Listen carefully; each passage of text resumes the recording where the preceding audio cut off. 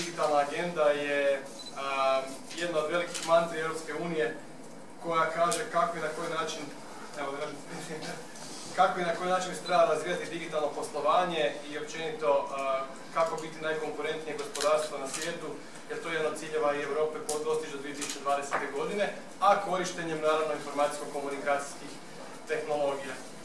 Više o tome ja sam stavio jednu stranicu gdje se može vidjeti više na linku o napretku pojedinih zemalja prema ciljevima digitalne agende. Što se tiče ono zbog čega smo ovdje, to je kako doći do tog cilja. Naravno, postoji puno prepreka, puno izazova kako doseći pojedine ciljeve. Hrvatska sigurno ima možda malo i više izazova od ostalih zemalja koje su već tu utrku krenule malo ranije. Malo moram priznati kaskamo i zato nastojimo kroz ovaj nacionalni ICT tjedan adresirati stvari za koje smatramo da se mogu poboljšati.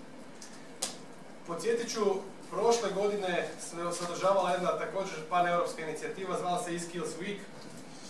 Mnogi od vas ovdje su sudjelovali u tom isto eSkills Weeku na razne načine, što aktivno, što prateći kroz medije, što pasivno čitajući o tome što se događa. Riječ je bila o manifestaciji koja se upravo nastojala adresirati nedostatak ICT stručnjaka, znači onih ljudi koji bi trebali osigurati da se digitalna agenda provede, to je da ekonomija raste i da gospodarstvo zasnivano na znanju zaista postane realnost.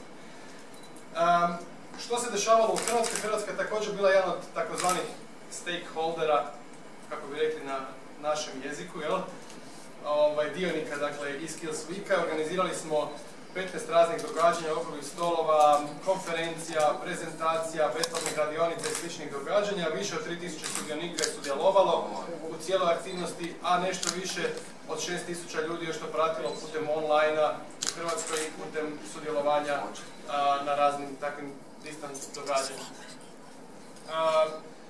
Ono što je polučilo glavno od tih stvari je to da smo imali više od jako strašno i veliki medijski učinak, to jest puno smo se obraćali javnosti i mediji su to vrlo dobro popratili. Sve nacionalne televizije, dnevne novine, svima vodeći magazini, časopisi stručni, svima se zahvaljujem više naput na toj podršci. I ono što je nakon toga uslijedilo jest na razini Europe da se donijela takozvana Kopenhaška deklaracija, dokument koji su potpisali stakeholderi također sa svih strana Europe, svih zemalja, kojom se nastavila adresirati nekoliko stvari, to je konkretno nekih 9 prioritetnih točaka, neću ih čitati jer one su manje više vezane sve za ulaganje u obrazovanje, ulaganje u istraživanje i razvoj, ulaganje u razvoj infrastrukture, sve što je vezano na neki način upravo za to pomicanje granica, to je približavanje cilju digitalne agende. Također u Hrvatskoj su doneseni zaključci koji su i proslijeđeni dalje odgovarajućim adresama, što tijelima javne vlasti, što poslodavcima, što javnosti itd.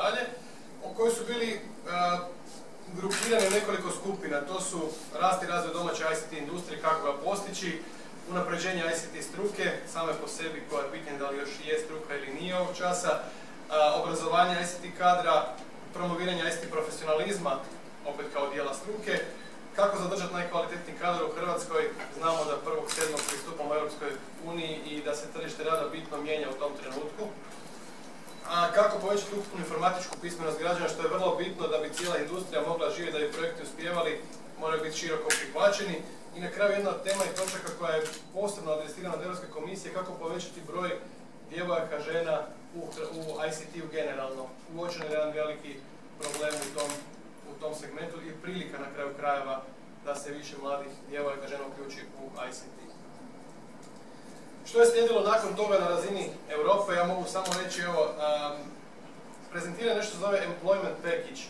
Dakle, Europska komisija je nastojala ipak predložiti neke mjere kako bi mogli nacionalne ekonomije, to je nacionalna gospodarstva i države, bolje uskladiti svoje nekakve mjere poticanja zapošljavanja baš u ICT sektoru.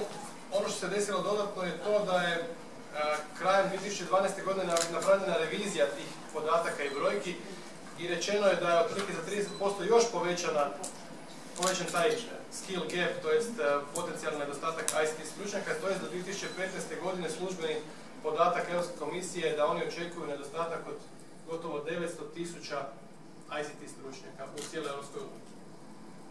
Što je naravno drago nekako tako reći moment da se ipak počele s nekakve dalje inicijative da se ne bi desila takva jedna stvar. Što je rezultat toga, to je što je uzrok toga, ajmo tako reći, to je definitivno manjak mladih ljudi koji ulaze u ICT karijere, ponavljam to još jedan, ispričavam se što sam možda dosadan, ali to je ponovljena stvar opet. A opet očekuje se veliki val umirovljenja postojećih ljudi, znači koji su ušli relativno rano u svijet IT. Vjerujemo da tu ima dosta potencijala da se ozbiljno adresira. Ja ću samo reći koje su neke smjernice u kojima te velike koalicije bi trebale djelovati, to je velika koalicija kao europska, zatim i nacionalna.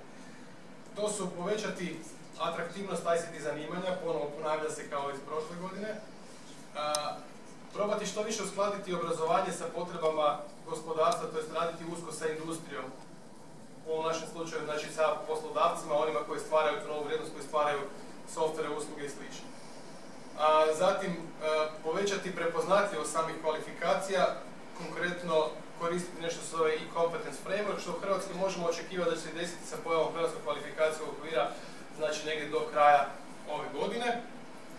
Smanjiti taj skill gap, što bi rekli, to jest nesrazmjer između ponude i potražnje na tržištu rada. I ono što Europska komisija dosta ističe, to je stimuliranje mobilnosti.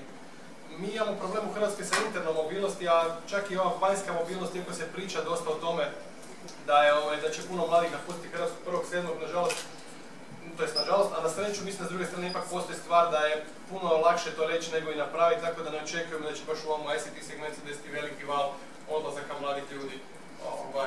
Jedan dio definitivno da, jedan dio dobrih ljudi, pa ćemo morati se potruditi da te dobre ljude nekako zadržimo ovdje. I ono što je još jedna od zadnjih točaka, to je stimulacija digitalnog poduzetništva, što će vjerujem Dražen, a evo i Tajana nešto kasnije malo više reći.